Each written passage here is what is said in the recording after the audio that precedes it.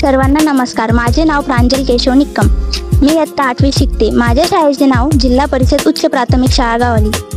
आमच्या शाळेतील एक मोठी समस्या म्हणजेच पालापाचोळा. शाळेत विविध प्रकारची झाडे आहेत.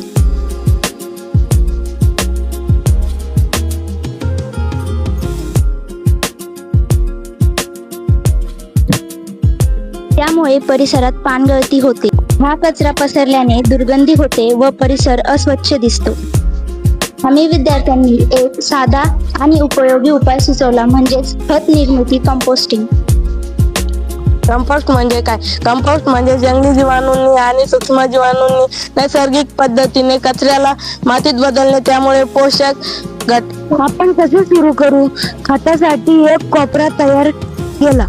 गळलेली पानं, फळ, भाज्यांचे आणि आजूबाजूचे गवत हे सर्व जैविक कचरा त्यात टाकणे.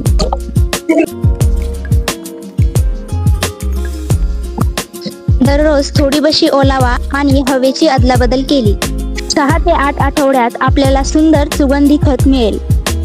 शाळेतील कचरा कमी होतो, माती सुगंधी आणि पोषक होते, बागेत फुलं आणि भाज्या चांगले येतात. शाळेतील परसबाग आणि बॉटॅनिकल गार्डन यासाठी आम्ही हे खत वापरतो.